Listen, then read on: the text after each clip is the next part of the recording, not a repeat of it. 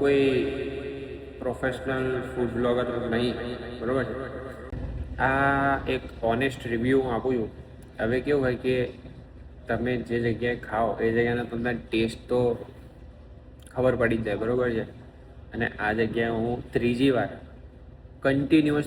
હું અહીંયા આગળ ખાવા આવ્યો છું. ચાટ પકોડી મેં અત્યારે મંગાવ્યા છે મોમોઝ અને વડાપાઉં.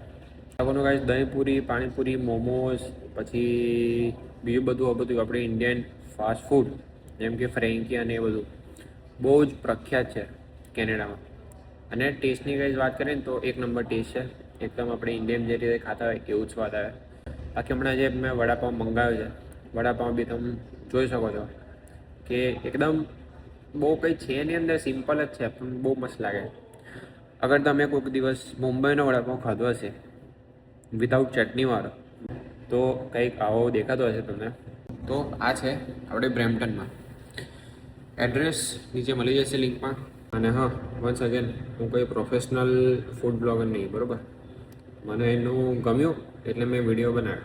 અને અગર તમે ઓલરેડી અહીંયા આગળ આવ્યા હો તો કમેન્ટમાં લખજો, કંઈક તો લખજો. અને તમે અહીંયા આગળ ના આવ્યા હો તો જરૂર આવજો, કેમ કે સ્વાદ હું તમને જે કહું છું ને એક નંબર આવશે. અને એમાં દહીંપૂરી અને પાણીપુરી જોરદાર સ્વાદ આવશે, ડિસઅપોઇન્ટ નહીં કરે.